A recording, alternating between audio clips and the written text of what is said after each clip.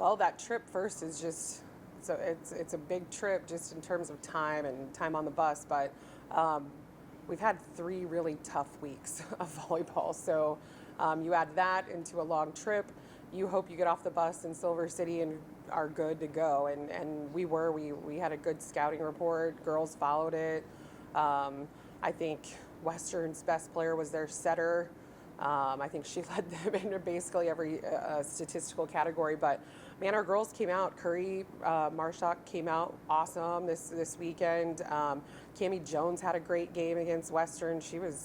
I think she hit close to 600. I think she had like 12 kills on 19 swings Thursday night. So offensively, we were just having fun with it. We were getting to play really well and had some good digs and good first contact. So offensively, we did a good job, and it was nice to just get a sweep for the first time in a long time. We hadn't had a 3-setter since opening weekend, so it was nice to get three quick sets under our belt, and then get back on the road, and then travel to Odessa on Friday, and then UTPB's having a great little year. They've not necessarily played the strength of schedule we have, but man, they were coming in, I think at 8-2 is what their record was. So they had a whole bunch of wins under their belt and a couple good losses. So we're pretty used to getting everybody's best, and we knew it was going to be real important for us to shut down some outside hitters. Their outside hitters are real strong, and we really did a good job containing their starters.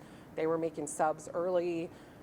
Again, Curry had a great game. We've moved her to the outside recently, so she's back over there instead of the right side, and she's just doing a great job over there. Becker's doing a great job back on the right side. I mean, she's an All-American right side, so she's doing a great job getting back into her footing over on the right side. We've just got a lot of teamwork going on right now, and the first 2 sets against UTPB they were pretty quick. We came out hot and we came out fast, and that's something we've been talking about in our gym. And then UTPB kind of snapped out of it a little bit and really, really battled in that 3rd set, and we had to win kind of ugly at the end. But proud of our kids for getting 2 sweeps to open up conference play on the road after such a tough schedule. You talk about those fast starts. Is that something you can kind of sense in pregame warmups like they're on today? Yeah, I mean, you just.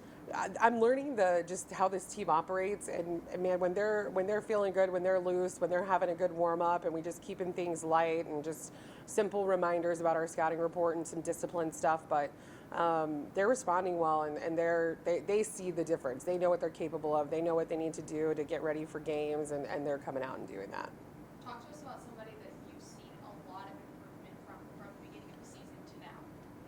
Wow, I mean, you can go down the list Curry would probably be the first one. She started off the season injured, so she missed our entire preseason just about. And we, got her onto the right side just so that we could get her back into some playing reps. And she's, gotten herself back onto the outside. And so just her going from where she started in August to where she is now, she's really, really climbed a pretty tall mountain to get back to the outside. And then we have freshmen that are really stepping up. We got Hannah Pemberton that stepped up big time in the setting role with Ainsley Malice. And then we've got Casey Kavanaugh, who's, had some good matches, but also had some quiet ones. And she's just kind of weathering the learning of the Lone Star Conference and just the schedule as a freshman and just kind of going with it. But, just those 3 probably stand out the most in terms of just from where they started and where they're at. Talked about fine-tuning some things on this road trip last week. Do you feel like you got that done and fixed some things? Yeah, we definitely fixed. I mean, we weren't digging any volleyballs. Our defense was almost non-existent for sure against Angelo 2 weeks ago, and then even against DBU, we were just not playing great defense. We're waiting for balls to get hit straight to us, and that's just not going to happen. You got to read and react and make good plays like you've been there before. So just really talking about the little small details in the gym, and they see the difference. They got to hold themselves to a little bit higher standard in practice with execution.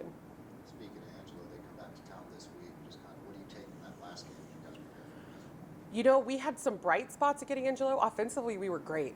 I mean, both teams hit at a high clip in that match. There was so much offense in that match.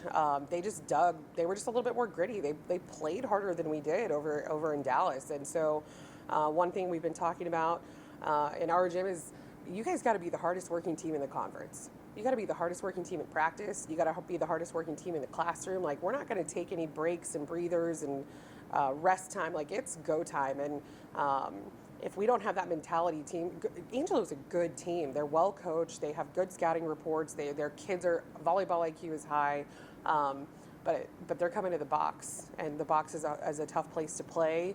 And I'm excited to have them at home and just get back into another. It's going to be a tough match. It's going to be a tough match. It's probably going to go long.